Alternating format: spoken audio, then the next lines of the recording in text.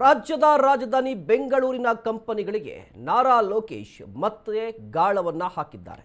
ಆಂಧ್ರಕ್ಕೆ ಬರುವಂತೆ ಆಹ್ವಾನವನ್ನ ನೀಡಿದ್ದಾರೆ ಆಂಧ್ರ ಪ್ರದೇಶದ ಸಚಿವ. ಬೆಂಗಳೂರಿನ ಕಂಪನಿಗಳಿಗೆ ನಾರಾ ಲೋಕೇಶ್ ಮತ್ತೆ ಗಾಳ ಹಾಕಿದ್ದಾರೆ. ಆಂಧ್ರಕ್ಕೆ ಬರುವಂತೆ ಆಹ್ವಾನವನ್ನ ಕೊಟ್ಟಿದ್ದಾರೆ. ಬೆಂಗಳೂರಿನ ರಸ್ತೆ ಗುಂಡಿಗಳ ಬಗ್ಗೆ ಪೋಸ್ಟ್ ಅನ್ನ ಮಾಡಿದ್ದಾರೆ. ರಾಜೇಶ್ ಯಾಬಾಜಿ ಪೋಸ್ಟ್ ಅನ್ನ ಹಾಕಿದ್ರು. ಆ ಪೋಸ್ಟ್ ಅನ್ನ ಆಧರಿಸಿ ಈಗ ನಾರಾ ಲೋಕೇಶ್ ಚಂದ್ರಬಾಬು ನಾಯ್ಡು ಅವರ ಪುತ್ರ ಆಂಧ್ರ ಪ್ರದೇಶದ ಸಚಿವ ಮತ್ತೊಮ್ಮೆ ಟ್ವೀಟ್ ಅನ್ನ ಮಾಡಿದ್ದಾರೆ. ಎಕ್ಸ್ನಲ್ಲಿ ಪೋಸ್ಟ್ ಮಾಡಿ ಆಹ್ವಾನಿಸಿದ್ದಾರೆ. ಕರ್ನಾಟಕದ ಉದ್ದಿಮೆಗಳಿಗೆ ನಾರಾ ಲೋಕೇಶ್ ಅವರು ಆಹ್ವಾನವನ್ನ ಕೊಟ್ಟಿದ್ದಾರೆ. ಬೆಂಗಳೂರಲ್ಲಿ ರಸ್ತೆ ಗುಂಡಿಗಳಿಂದ ಸಮಸ್ಯೆ ಆಗ್ತಿದೆ ಅಂತ ರಾಜೇಶ್ ಅವರು ಒಂದು ಪೋಸ್ಟ್ ಅನ್ನ ಹಾಕಿದ್ರು. ಆ ಪೋಸ್ಟ್ಗೆ ರೀಟ್ವೀಟ್ ಅನ್ನ ಮಾಡಿದ್ದಾರೆ. ನಾವು ಬೇರೆ ಕಡೆ ಹೋಗುತ್ತೇವೆ ಅಂತ ರಾಜೇಶ್ ಯಾಬಾಜಿ ಕಂಪನಿಯ ಸಹ ಸಂಸ್ಥಾಪಕ ಅವರು ಟ್ವೀಟ್ ಅನ್ನ ಮಾಡಿದ್ರಲ್ವಾ, ಆ ಟ್ವೀಟ್ ಬೆನ್ನಲ್ಲೇ ನಾರಾ ಲೋಕೇಶ್ ಅವರು ಕೂಡ ಒಂದು ಟ್ವೀಟ್ ಅನ್ನ ಮಾಡ್ಕೊಂಡಿದ್ದಾರೆ. ನೀವು ಕೂಡ ದೃಶ್ಯಾವಳಿಯಲ್ಲಿ ಗಮನಿಸ್ತಾ ಇರಬಹುದು. ನೀವು ನಿಮ್ಮ ಕಂಪನಿಗಳನ್ನು ಆಂಧ್ರ ಪ್ರದೇಶಕ್ಕೆ ತನ್ನಿ, ಸ್ಥಳಾಂತರ ಮಾಡಿ, ವೈಜಾಗ್ಗೆ ಅಂದರೆ ವಿಶಾಖಪಟ್ಟಣಂಗೆ ಸ್ಥಳಾಂತರ ಮಾಡಿ, ನಾವು ಎಲ್ಲ ರೀತಿಯ ಸೌಲಭ್ಯವನ್ನು ಕೊಡ್ತೀವಿ. ಇದ್ರ ಜೊತೆಗೆ ಅವರು ಹೈಲೈಟ್ ಮಾಡಿದ್ದಾರೆ ಒಂದು ವಿಚಾರವನ್ನು. ಯಾವ ವಿಚಾರ ಅಂತ ಹೇಳಿದ್ರೆ, ನಾವು ಭಾರತದ 5ನೇ ಸ್ವಚ್ಛ ನಗರ ಅಂತ. ವೈಜಾಗ್ ಇದೆಯಲ್ವಾ, ಇದು ಭಾರತದ 5ನೇ ಸ್ವಚ್ಛ ನಗರ, ಎಲ್ಲ ರೀತಿಯ ಸೌಲಭ್ಯವನ್ನು ಕೊಡ್ತೀವಿ ಅಂತ ಹೇಳಿ ಈಗ ಆಹ್ವಾನಿಸಿದ್ದಾರೆ.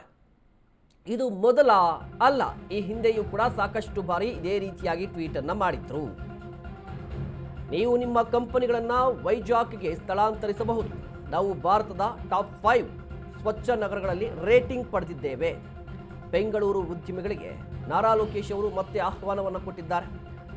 ಅತ್ಯುತ್ತಮ ಮೂಲ ಸೌಕರ್ಯವನ್ನು ಒದಗಿಸ್ತೀವಿ, ಜೊತೆಗೆ ಮಹಿಳೆಯರಿಗೆ ವೈಜಾಗ್ ಸುರಕ್ಷಿತ ಪ್ರದೇಶ. ನಿಮಗೆ ಆಸಕ್ತಿ ಇದ್ರೆ ದಯವಿಟ್ಟು ನನಗೆ ಮೆಸೇಜ್ ಅನ್ನ ಮಾಡಿ ಅಂತ ಹೇಳಿ ನಾರಾ ಲೋಕೇಶ್ ಆಹ್ವಾನವನ್ನು ಕೊಟ್ಟಿರುವಂಥದ್ದು. ನೋಡಿ, ಇದು ಆರಂಭ ಅಂತ್ಯ ಮೊದಲು ಅಲ್ಲ.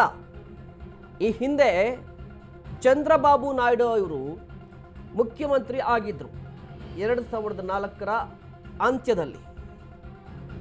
ಆಗಲೂ ಕೂಡ 2001, 2002 ಆಗಲೂ ಕೂಡ ಇದೇ ರೀತಿಯಾಗಿ ಕರ್ನಾಟಕದ ಉದ್ದಿಮೆಗಳನ್ನು ಸೆಳೆಯುವಂಥ ಪ್ರಯತ್ನವನ್ನು ಮಾಡಿದರು ಚಂದ್ರಬಾಬು ನಾಯ್ಡು ಅವರು. ಅದಾದ ಬಳಿಕ ತೀರಾ ಇತ್ತೀಚೆಗೆ ತೆಲಂಗಾಣದ ಮಾಜಿ ಸಚಿವ KTR ಕೂಡ ಇದೇ ರೀತಿಯಾಗಿ ಒಂದು ಟ್ವೀಟ್ ಅನ್ನ ಮಾಡಿದ್ರು.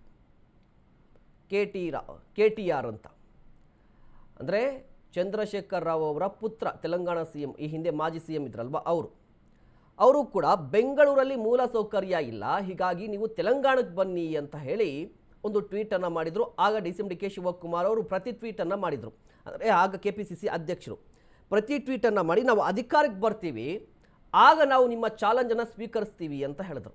ಅಂದರೆ ಸವಾಲು ಹಾಕಿದ್ರು. ಈಗ ಅಧಿಕಾರದಲ್ಲಿ ಯಾರಿದ್ದಾರೆ? DK ಶಿವಕುಮಾರ್ ಅವರು, ಕಾಂಗ್ರೆಸ್ ಪಕ್ಷ. ಈಗ ಬೆಂಗಳೂರಿನ ಸ್ಥಿತಿ ಹೇಗಿದೆ ಅಂತ ಹೇಳಿದ್ರೆ, ಎಲ್ಲವೂ ಕೂಡ ಗುಂಡಿ ಬಿದ್ದಿದೆ. ಗುಂಡಿ ರಸ್ತೆಗಳು ಎಲ್ಲ ಕಡೆ ಗುಂಡಿ ಬಿದ್ದಿದೆ. ಇದೇ ಕಾರಣಕ್ಕಾಗಿ ಮೂಲ ಸೌಕರ್ಯ ಕೊರತೆ ಬೆಂಗಳೂರಲ್ಲಿ. ಬರೀ ಗುಂಡಿ ಕಾರಣಕ್ಕ ಅಂತ ಹೇಳಿದ್ರೆ ಅಲ್ಲ, ಮಳೆ ಬಂದರೆ ಮಳೆ ನೀರು ಹೋಗ್ಲಿಕ್ಕೂ ಕೂಡ ಸರಿಯಾದ ವ್ಯವಸ್ಥೆ ಇಲ್ಲ, ನೀರಿನ ವ್ಯವಸ್ಥೆ ಇಲ್ಲ, ಟ್ರಾಫಿಕ್ ಜಾಮ್ ಜಾಸ್ತಿ ಆಗುತ್ತೆ, ನಾನಾ ರೀತಿಯಾಗಿ ಸಮಸ್ಯೆಗಳು ಬೆಂಗಳೂರಲ್ಲಿದೆ. ಹೀಗಾಗಿ ನಾವು ಬೇರೆ ಕಡೆ ಹೋಗ್ತೀವಿ ಅಂತ ಹೇಳಿ ಟ್ವೀಟನ್ನು ಮಾಡಿಕೊಂಡಿದ್ರು. ಆಗಲೂ ಕೂಡ ಒಂದಿಷ್ಟು ಉದ್ದಿಮೆದಾರರು, ಈಗಲೂ ಕೂಡ ಒಂದಿಷ್ಟು ಉದ್ದಿಮೆದಾರರು ಟ್ವೀಟನ್ನು ಮಾಡಿಕೊಂಡಿದ್ದಾರೆ. ಈ ಟ್ವೀಟ್ಗಳ ಬೆನ್ನಲ್ಲೇ ನಾರಾ ಲೋಕೇಶ್ ಅವರು ಮೊನ್ನೆ ಅಷ್ಟೇ ಇದೇ ರೀತಿಯಾಗಿ ಟ್ವೀಟನ್ನು ಮಾಡಿದರು. ಈಗ ನೋಡಿ, ರಾಜೇಶ್ ಅವರು ಕೂಡ ಟ್ವೀಟನ್ನು ಮಾಡಿದರು. ಅಂದರೆ ಬೆಂಗಳೂರಲ್ಲಿ ಏನೆಲ್ಲ ಸಮಸ್ಯೆಗಳು ಉಂಟಾಗ್ತಾ ಇದೆ ಅಂತ ಹೇಳಿ ರಾಜೇಶ್ ಅವರು ಕೂಡ ಟ್ವೀಟನ್ನು ಮಾಡಿದರು. ರಾಜೇಶ್ ಯಾಬಾಜಿ ಅವರು ಕೂಡ ಟ್ವೀಟನ್ನು ಮಾಡಿ ಒಂದಿಷ್ಟು ಅಸಮಾಧಾನ ಹೊರಹಾಕ್ತಾ ನಾವು ಬೇರೆ ಕಡೆ ಹೋಗ್ತೀವಿ ಅಂತ ಹೇಳಿದರು. ಆ ಟ್ವೀಟ್ ಬೆನ್ನಲ್ಲೇ ನಾರಾ ಲೋಕೇಶ್ ಅವರು ಕೂಡ ಟ್ವೀಟನ್ನು ಮಾಡಿದ್ದಾರೆ. ಬೆಂಗಳೂರಿನಲ್ಲಿರುವಂಥ ಕಂಪನಿಗಳಿಗೆ ಆಹ್ವಾನವನ್ನು ಕೊಟ್ಟಿದ್ದಾರೆ, ಬನ್ನಿ ಅಂತ.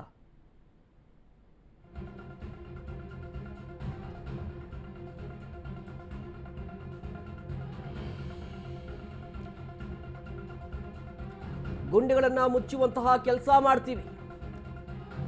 ಗ್ರೇಟರ್ ಬೆಂಗಳೂರು ಅಥಾರಿಟಿಯ ಮುಖ್ಯ ಆಯುಕ್ತ ಮಹೇಶ್ವರ ರಾವ್ ಹೇಳಿಕೆ. ಗುಂಡಿಗಳನ್ನು ಮುಚ್ಚಲು ಯಾವುದೇ ಡೆಡ್ಲೈನ್ ಕೊಟ್ಟಿಲ್ಲ.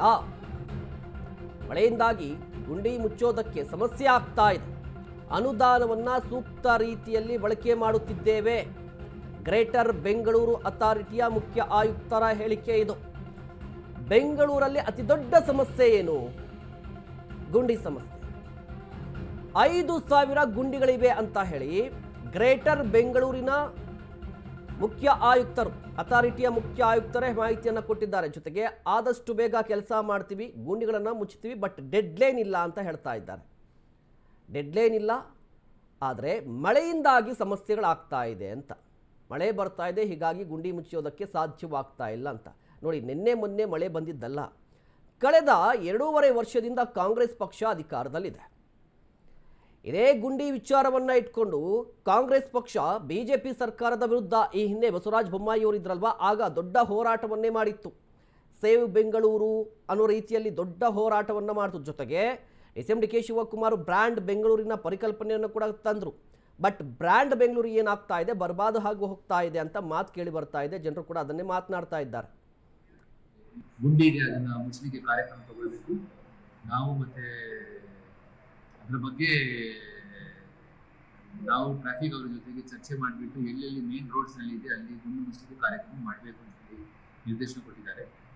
ನಾವು ಇದ್ರ ಬಗ್ಗೆ ಈಗಾಗಲೇ ಅವರು ಕೊಟ್ಟಂತ ಲಿಸ್ಟ್ ನಲ್ಲಿ ಒಂದು 1,500 ಗುಂಡಿಗಳನ್ನ ಮುಚ್ಚಲಿಕ್ಕೆ ಈಗಾಗಲೇ ಕಾರ್ಯಕ್ರಮ ಇದೆ.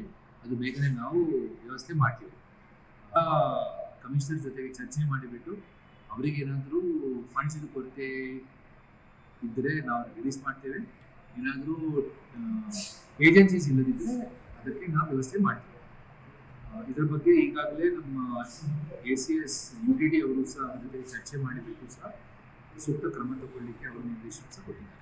ಗುಂಡಿ ಇದೆ, ಅದನ್ನು ಮುಚ್ಚಲಿಕ್ಕೆ ಕಾರ್ಯಕ್ರಮ